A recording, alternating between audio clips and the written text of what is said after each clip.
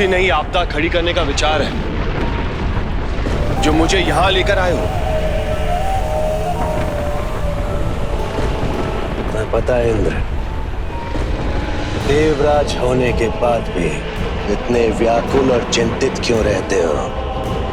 क्योंकि तुम अपने हितों के लिए परिस्थितियों में निरंतर हेर फेर करने का प्रयत्न करते हो।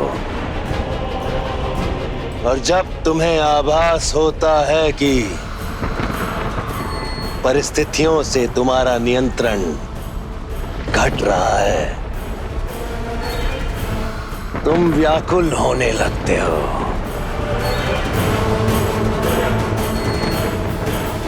इसे नकारने की आवश्यकता नहीं है देवराज। सत्य क्या है ये तुम भी जानते हो और हम भी। परिस्थितियों को छोड़कर लोगों को अपने वश में करना सीखो। उनको अपने मन के अनुकूल करने को विवश करो, क्योंकि परिस्थितियां बदल सकती है, प्रवृत्ति नहीं। तात्पर्य क्या तुम्हारा? उस देवी कन्या ने अपनी सखी को वचन दिया है कि संकट आने पर वो उसकी सहायता करने काम अवश्य आएगी। समय आ गया है उसकी शक्ति और उसके वचन को परखने का। चलो उसका वचन पूर्ण करने में उसकी सहायता करते हैं।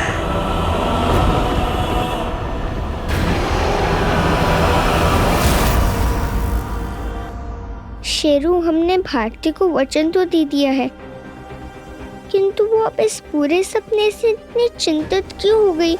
संपूर्ण गांव पर भला कोई संकट आ सकता है? ये तो असंभव है ना? असंभव को संभव करना आता है मुझे। अब उस गांव पे कैसे संकट मंडराएगा?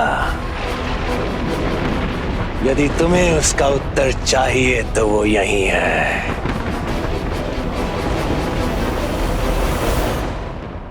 शेरू, भले ही भारती का भय बड़ा असंभव सा है, परंतु उसमें कुछ सच्चाई अवश्य है। बस यही कामना है कि भारती का बुरा सपना सपना ही बनकर रह जाए। चलो अब हमें भी सो जाना चाहिए। यहाँ? किंतु यहाँ तो बंजर भूमि के अलावा और कुछ दिखाई नहीं दे रहा। हट जाओ इंद्र, तुम मेरे मार्ग को अवरुद्ध कर रहे हो।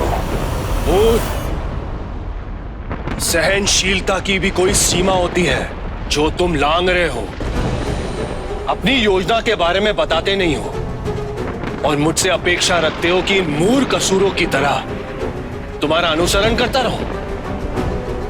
और आप मुझे यहां से हटाना चाहते हो? कदापि नहीं।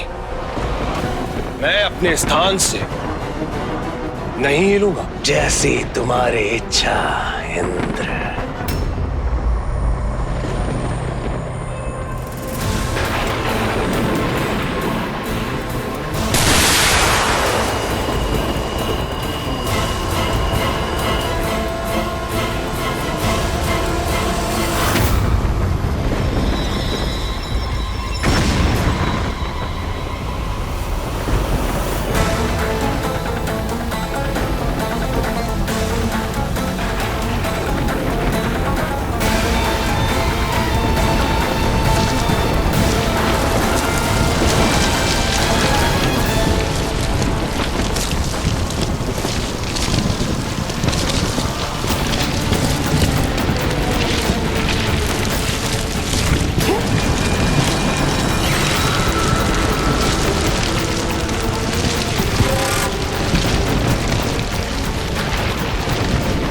इंद्र, तुमने तो कहा था तुम अपने स्थान से नहीं हिलोगे।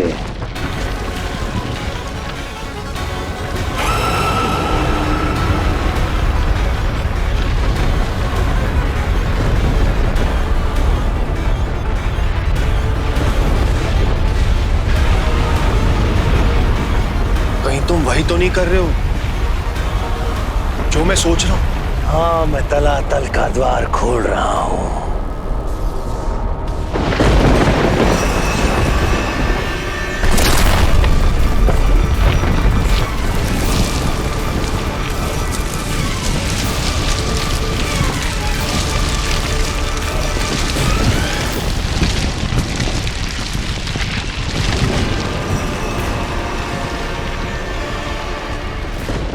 स्वागत है पिशाच राज। आशा करता हूँ तलातल से यहाँ तक की तुम्हारी यात्रा सुखद रही होगी।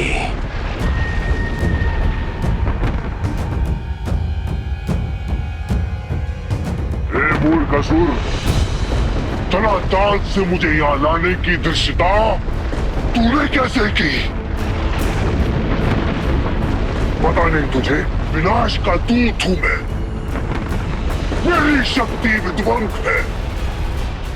मेरे क्रोध से टूटकर गिरता है आकाश, कांपती है सारी सृष्टि। पिशाच राज हूं मैं।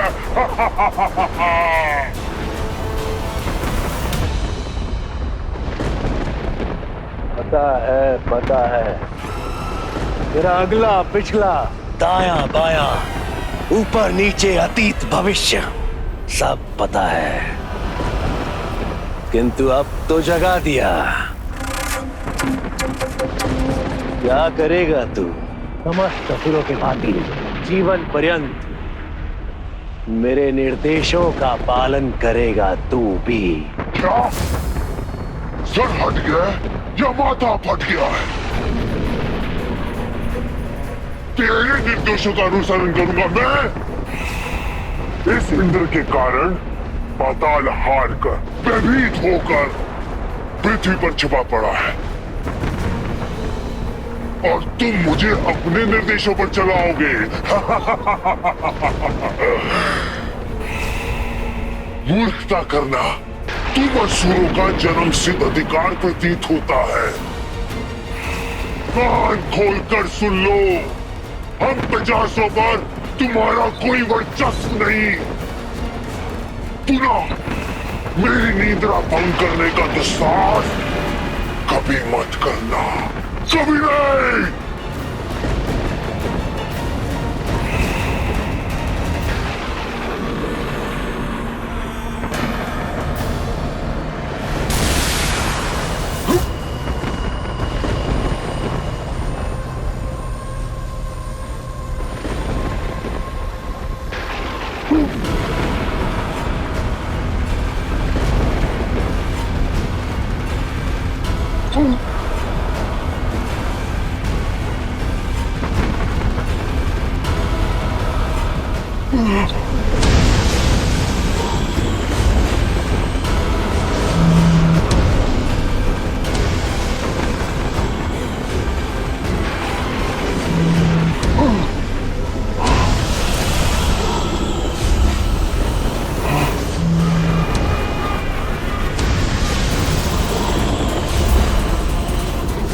तो बताओ अब क्या विचार है?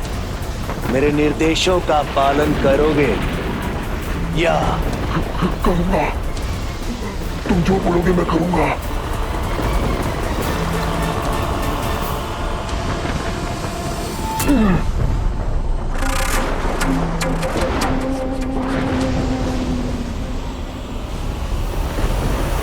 तुम असुर नहीं हो, तुम कोई साधारण असुर नहीं हो। तुम्हारे जैसे शक्तिशाली से मेरा पहले कभी पाला नहीं पड़ा। कौन हो तुम? मैं कौन हूँ ये जानने के लिए तुम्हारे पास संपूर्ण जीवन काल है, किंतु आने वाली 10 रात्रियों के लिए मुझे तुम्हारी और तुम्हारी शक्तियों की आवश्यकता है।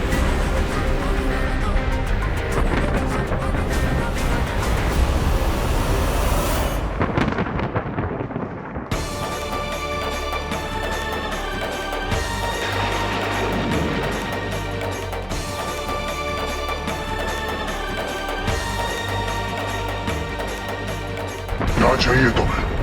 तुम्हारे पास लोगों को तलातल में खींचने की शक्ति है, और नक्षत्रों की दशा ऐसी है कि अगले 10 दिनों तक तुम्हारी शक्ति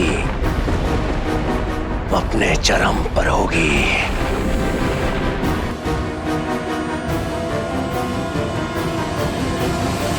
हम तुम्हें अपनी शक्ति प्रदर्शन का अवसर दे रहे हैं। तुम्हें श्रीपुरम राज्य में ही गांव में जाना है, और रात को जैसे ही गांव वाले सोएंगे तुम उन्हें एक एक करके तलातल ले जाओगे।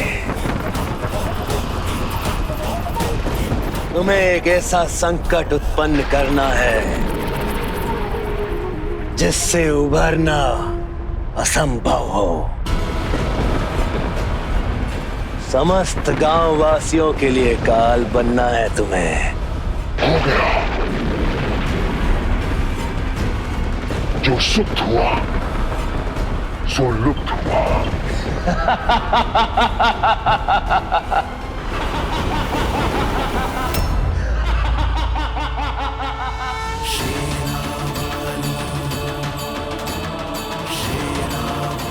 नहीं, हम ऐसा नहीं होने देंगे।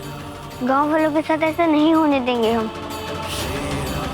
गांव वालों पर कोई संकट नहीं आने देंगे हम।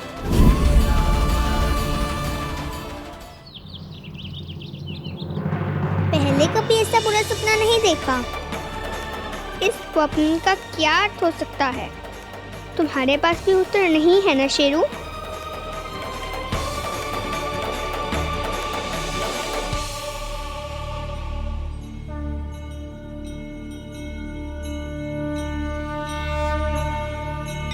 हो ना हो, इस बुरे सपने का संबंध भारती के भय से है। उसकी बातों से है कि आने वाली 10 रातों में गांव पर कोई बड़ा संकट आने वाला है।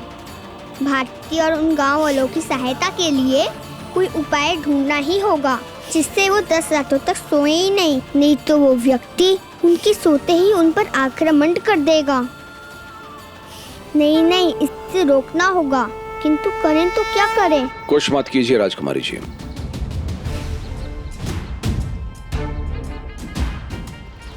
सेनापति जी, यदि हमने उन गांव वालों की सहायता नहीं करी तो और कौन करेगा?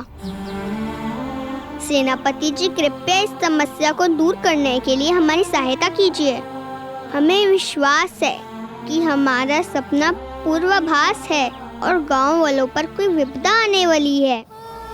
उनकी सहायता करने का मार्ग ढूंढना ही होगा। वो हम पर विश्वास लगाए हैं और हमें पूरा विश्वास है कि उनकी भोजन की समस्या की तरह आप इस समस्या का भी समाधान नहीं। राजकुमारी जी, हम राज कार्य में व्यस्त हैं और हम केवल और केवल महाराज के आदेश पर ही कोई कार्य करते हैं। हम बार बार ये राजद्रोह नहीं कर सकते राजकुमारी। ठीक है सेनापति जी, आपके काम में बाधा डालने के लिए क्षमा चाहती हूँ, किंतु एक बात कहनी है।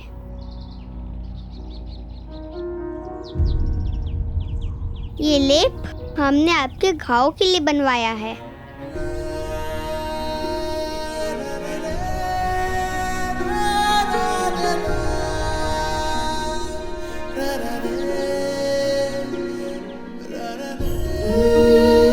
राजवैद्य जी ने कहा है कि इसे लगाने से आपके सर का घाव शीघ्र ही भर जाएगा। कृपया लेप सूखने से पूर्व ही लगा लें।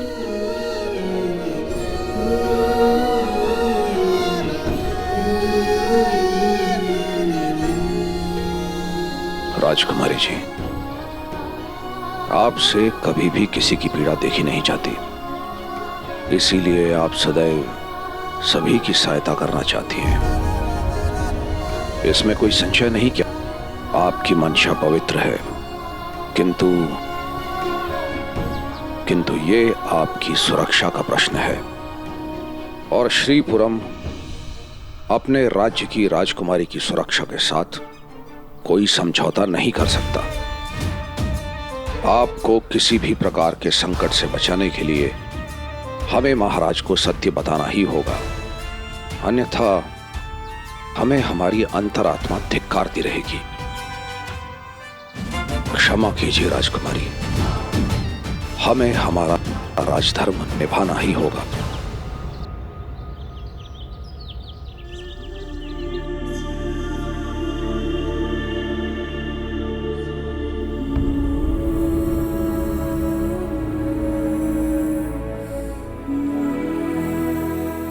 भारती दीदी का बुखार तो उतरने का नाम ही नहीं ले रहा है, बढ़ता ही जा रहा है। देखो ना, जो भक्ति माई ने भारती दीदी पर पट्टी रखी है वो कितनी शीघ्र सूख रही है ना। मेरा जी घबरा रहा है। घबराओ मत, शांत हो जाओ। बुखार आता है तो चला भी जाता है। हम सबको भी तो बुखार हुआ था पर ठीक भी तो हो गया। वैसे ही भारती दीदी का भी बुखार ठीक हो जाएगा और तब हम सब अमंगल होगा।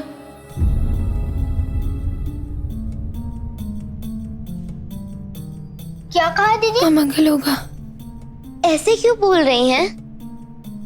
कहीं कुछ नहीं, बहुत अधिक बुखार है ना, बस इसीलिए बड़बड़ा रही है। कल रात से यही रट लगाए है। अमंगल होगा, आज रात्रि अमंगल होगा। कुछ नहीं होगा अमंगल होगा। सब कुछ ठीक होगा। बस तुम जल्दी से पहले की तरह स्वस्थ हो जाओ और भी सब मंगल होगा। अमंगल होगा, आज रात्रि अमंगल होगा। भक्ति माई, पता नहीं क्यों लगता है कि ये मात्र बुखार नहीं, दीदी वास्तव में किसी बात से चिंतित है। हाँ, मुझे भी लगता है माई। अमंगल होगा। दीदी आप ठीक तो है? क्या अमंगल होगा? किसने कहा अमंगल होगा? दीदी आप क्या चाहती है, हम कुछ करें? क्या हुआ बेटा? त्रिकुटा,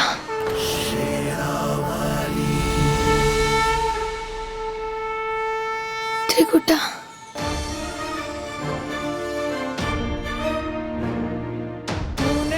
ऐसा क्यों लगा जैसे भारती ने हमें पुकारा?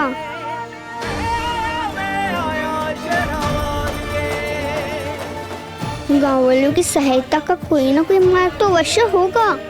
सेनापति जी ने हमारी सहायता करने से मना कर दिया तो क्या हुआ, हम कोई और मार्ग ढूंढ लेंगे।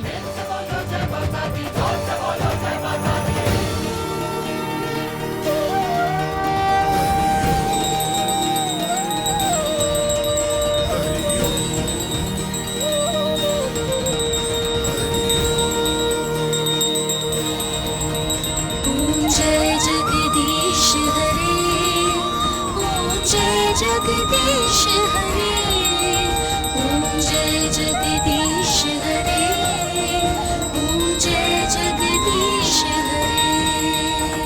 सा सा सा सा सा रे सा सा सा सा सा रे सा सा सा सा सा रे सा सा सा सा सा रे सा।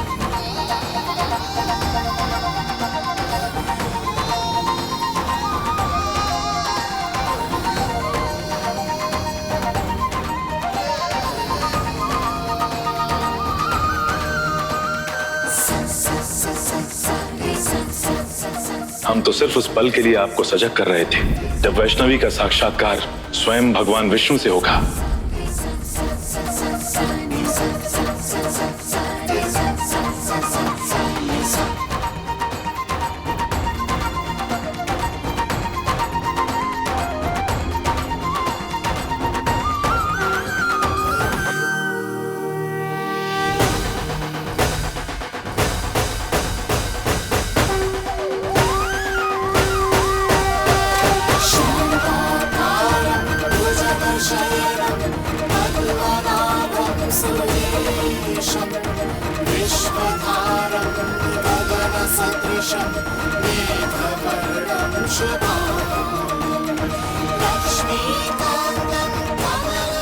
वो पुत्री तो तुम्हारी है, किंतु अपना मार्ग वो स्वयं चुनेगी। संतान मोह में आकर तुम उसे रोकना नहीं।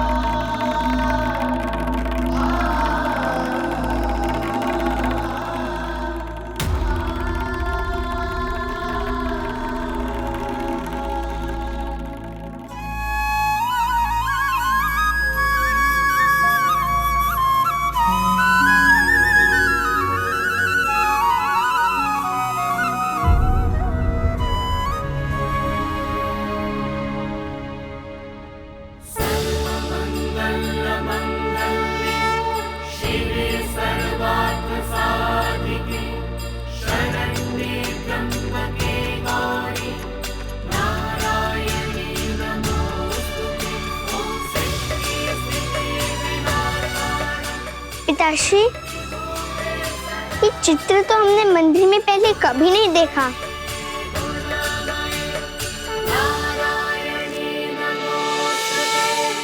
किसका चित्र है ये?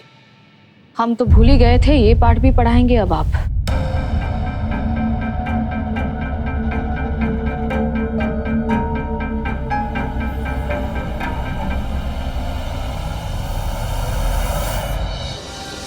ये माँ नवदुर्गा का चित्र है। माँ नवदुर्गा, कितना मधुर सुनाई पड़ता है।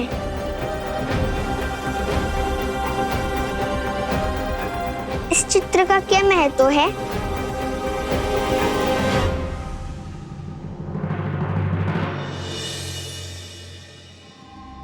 नौ दिन और 9 रातों तक हम माँ नवदुर्गा की पूजा अर्चना करेंगे, इसलिए ये चित्र यहाँ रखा गया है।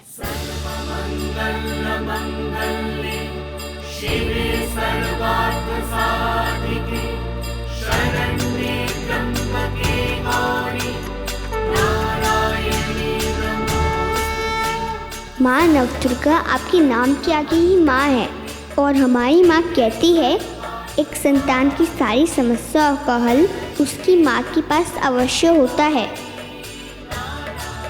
तो कृपया करके हमारी समस्या भी सुलझा दीजिए ना माँ। बताइए ना माँ, हम भारतीय और गाँव वालों की सहायता कैसे करें? अपनी कन्या पर थोड़ा सा तरस खाइए। आप और नारायण कुछ तो कृपा कीजिए, कोई तो संकेत दीजिए कि आप हमारी सहायता करें।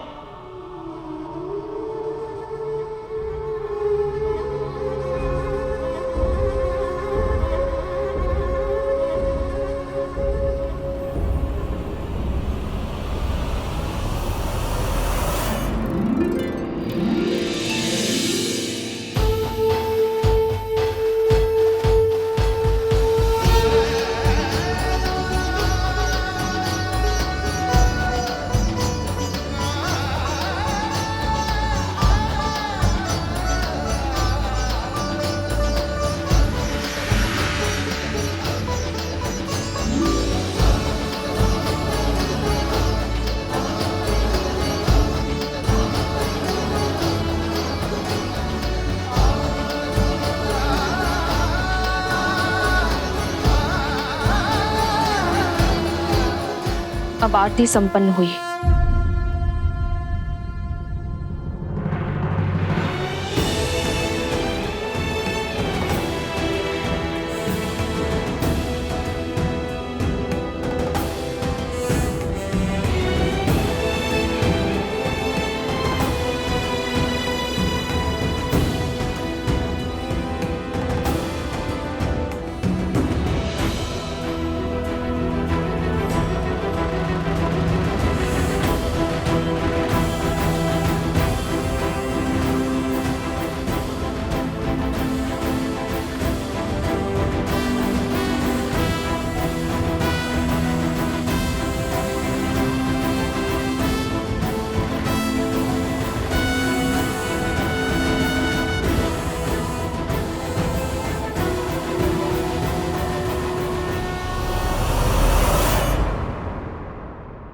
त्रिकुटा, तूने मुझे बुलाया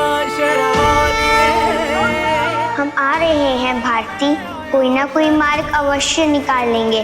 तुम्हारी सुरक्षा के लिए हम अवश्य आएंगे।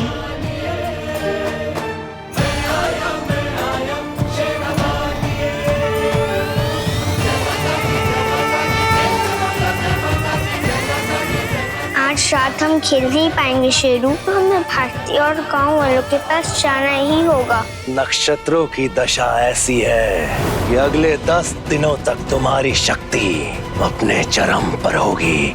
तुम्हें श्रीपुरम राज्य में एक गांव में जाना है, और रात को जैसे ही गांव वाले सोएंगे तुम उन्हें एक एक करके तलातल में ले जाओगे। जो सुप्त हुआ सो लुप्त हुआ। सपने में जो समस्या देखी उसे दूर करने में हमें उनकी सहायता करनी होगी। आने वाली 10 रातों तक उन पर संकट है, उन्हें सोने नहीं दे सकते। हमें कुछ करना ही होगा। आज रात ये गांव और मूर दोनों मेरी शक्तियों का विध्वंस देखेंगे।